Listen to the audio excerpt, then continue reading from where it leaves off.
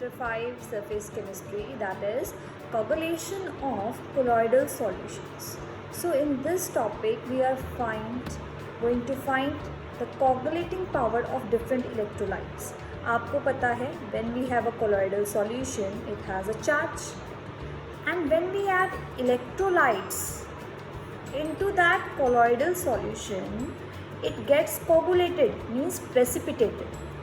अब यहाँ पर हम पढ़ने वाले हैं कि मान लीजिए आपको ABCD 4 इलेक्ट्रोलाइट्स दे रखे हैं, तो कौन सा इलेक्ट्रोलाइट जल्दी कोगुलेट करेगा आपकी कोलॉइडल सॉल्यूशन को. सो इसको पढ़ने के लिए we are going to discuss first of all Hardy Schulze law. So Hardy-shoes,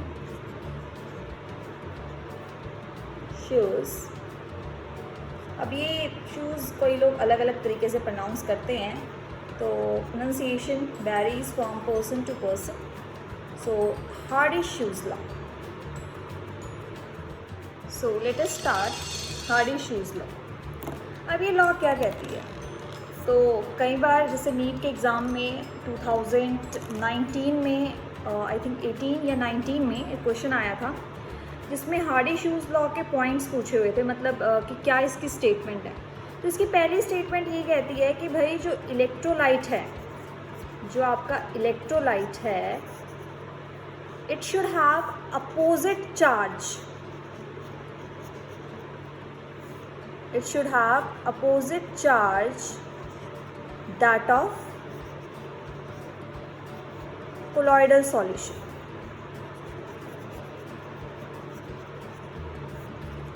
तभी वो कोगुलेट करेगा. जैसे let us suppose this is your sol of arsenic sulfide soul and you know that it is negatively charged. So your electrolyte में जो ion है it should have positive charge, then only आपके पास क्या हो पाएगी, then only बेटा coagulation हो पाएगी. तो पहला पॉइंट आई होप आपको क्लियर है कि जो आपकी सोल है ना उससे अपोजिट चार्ज होना चाहिए किसका, इलेक्ट्रोलाइट का. फॉर एग्जांपल अगर मेरे पास ये सोल है तो कौन कौन से इलेक्ट्रोलाइट हम ले सकते हैं, जैसे कौन कौन से इलेक्ट्रोलाइट कंटेनिंग आयन, जैसे aluminium because it is having positive charge, sodium plus, magnesium +2 ion, यानी हम ले सकते हैं AlCl3 इलेक्ट्रोलाइट, NaCl, MgCl2.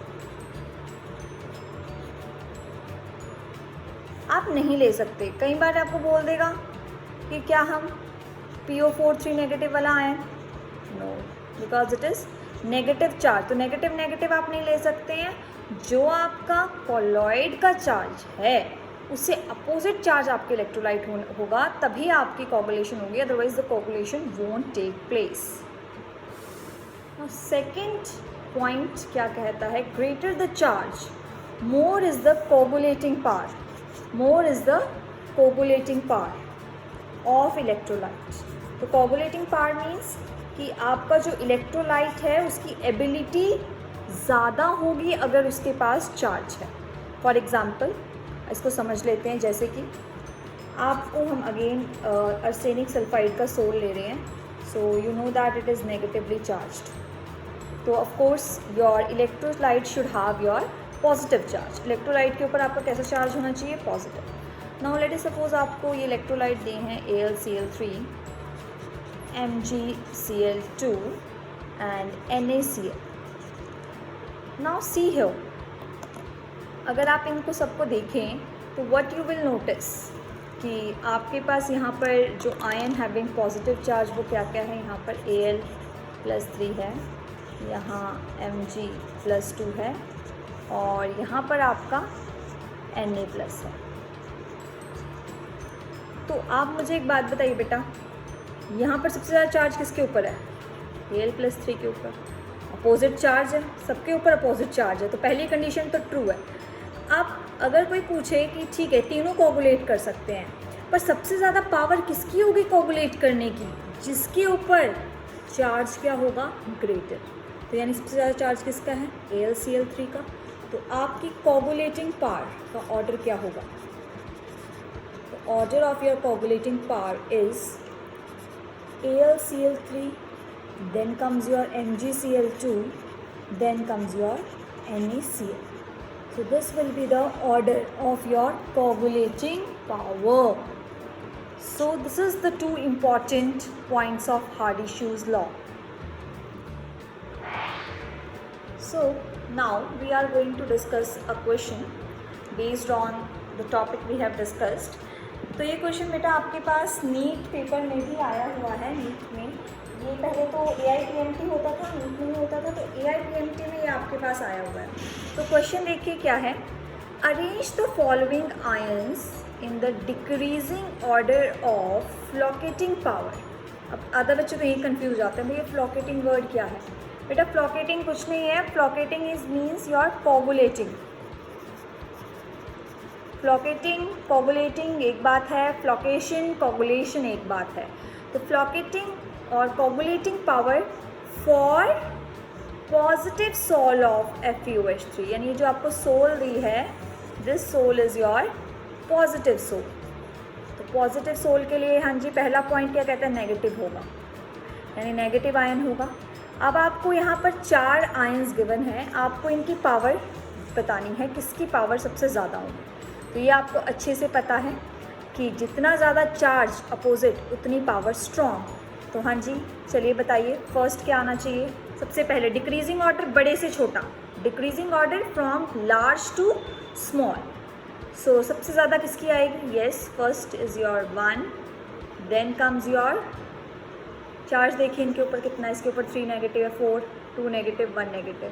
सबसे ज़्यादा चार्ज 1 के ऊपर है तो 1 आया। अब क्या आएगा, 2, अब क्या आएगा 3, एंड देन कम्स योर 4। तो this is your order for the flocculating power of for positive sol of FeOH3। Order is 1, 2, 3 and 4. Now after coagulating power, another important topic जहाँ से क्वेश्चन आता है, that is your coagulating value of electrolyte या फ्लोकेटिंग value of electrolyte आपके पास आ सकता है। तो ये कोगुलेटिंग वैल्यू क्या होती है, देखिए आपने अभी पढ़ा था कोगुलेटिंग पावर के बारे में। तो कोगुलेटिंग पावर के बारे में आपने पढ़ा था, कोगुलेटिंग पावर क्या है कि किस इलेक्ट्रोलाइट की आपके पास ज़्यादा एबिलिटी होगी, पावर होगी कोगुलेशन करने के लिए, प्रेसिपिटेशन करने के लिए, किसकी, कोलोइडल सॉल्यूशन की। तो इसके लिए हमने हार्डी-शूज लॉ पढ़े थे कि अपोजिट चार्ज होना चाहिए और जितना ज़्यादा अपोजिट चार्ज की वैल्यू होगी उतनी ज़्यादा कोगुलेटिंग पावर होगी। अब जो आपका नेक्स्ट है that is your coagulating value. So what is coagulating value, क्या होता है कोगुलेटिंग वैल्यू। तो कोगुलेटिंग वैल्यू है कि कितना अमाउंट लगेगा इलेक्ट्रोलाइट का। So coagulating value basically deals with the amount, कितना अमाउंट लगेगा इलेक्ट्रोलाइट का। तो ये चीज़ आपको एक डेली लाइफ एग्जांपल से आप समझ सकते हैं। भाई मान लीजिए आपके पास एक मेडिसिन है जो कि पावर जिसकी थोड़ी कम है, मतलब आसानी से ठीक नहीं करती, तो उसका अमाउंट आपको ज़्यादा लेना पड़ेगा, और जिसकी पावर ज़्यादा है उसका अमाउंट कम लेना पड़ेगा। तो यानी एक दूसरे से कैसे प्रोपोर्शनल हुए, inversely.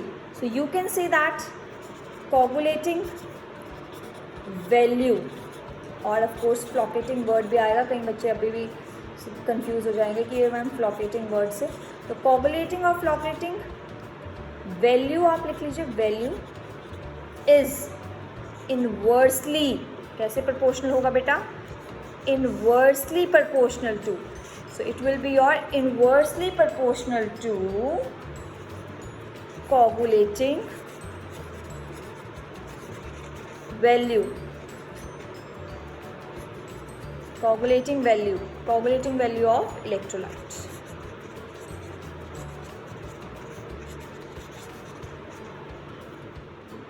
So let us do an example based on coagulating value.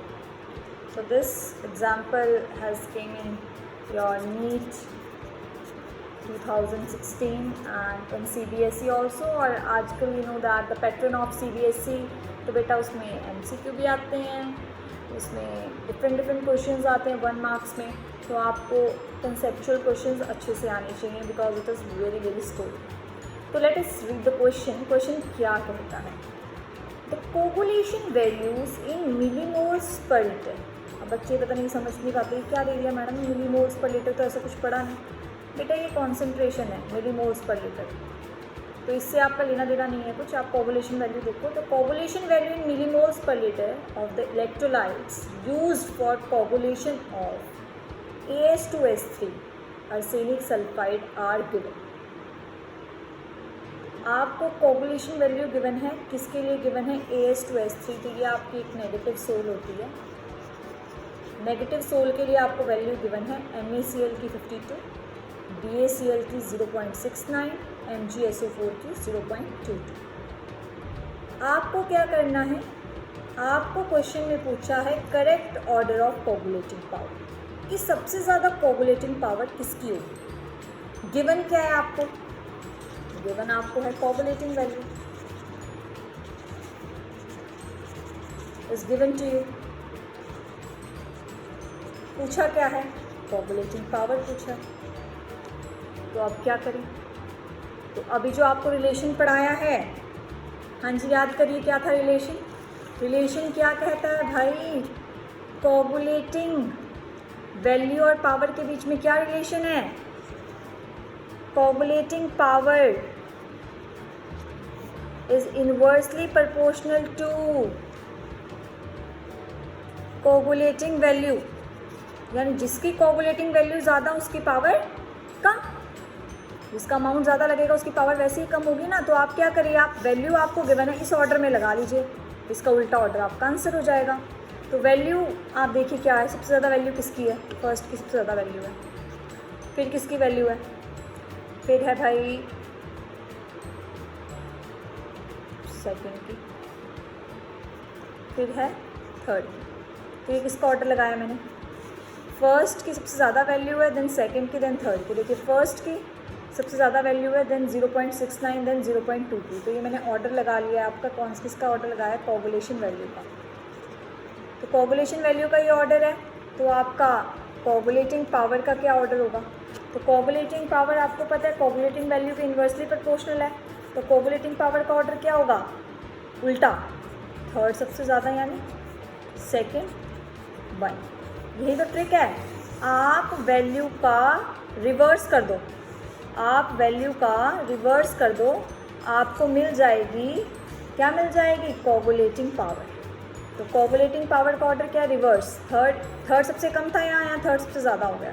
Third, second and first. तो ये ऑर्डर देखिए आपका कौन सा है इनमें से? ये तो नहीं है, तो आपका आंसर क्या आ जाएगा? Third, second, first. So this is your answer.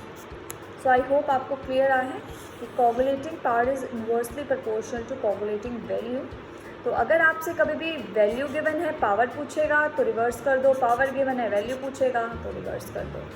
Coagulating power अगर आपको निकालनी है तो अगर आपको क्वेश्चन में दिया है तो आयन के फॉर्म में आप निकाल सकते हैं. अच्छा, यहाँ कई बच्चे क्या कहते हैं, मैडम हम पावर वैसे भी तो निकाल सकते हैं. ठीक है, ये तो आपको पता है कि इसकी पावर सबसे कम होगी, पर यहाँ दोनों के ऊपर कैसा चार्ज है? +2. तो यहाँ दिक्कत आ गई ना कि किसकी डिसाइड करेंगे. तो ये किससे पता लगेगा आपको? वैल्यू से.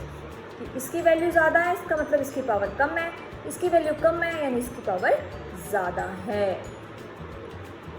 तो दिस वाज योर टॉपिक. तो today what we have studied, तो चलिए हम समराइज़ कर लेते हैं.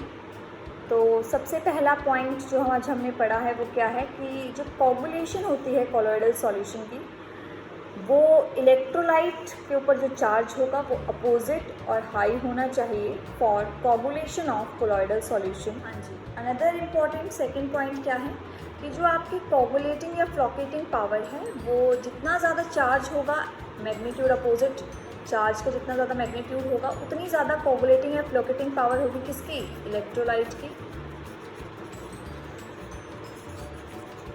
और कोगुलेटिंग वैल्यू जो है यानी coagulating value of electrolyte is inversely proportional to the coagulating power of electrolyte. अगर मतलब ये ज़्यादा होगी, जितनी ज़्यादा ये होगी उतनी ये कम होगी, या जितनी ज़्यादा ये होगी उतनी ये कम होगी. यानी जितनी कोगुलेटिंग पावर ज़्यादा है उतनी वैल्यू लो, जितनी कोगुलेटिंग पावर कम है उतनी वैल्यू इसकी हाई होगी। So this was our topic. Thank you. Hit the bell button, like, share and subscribe.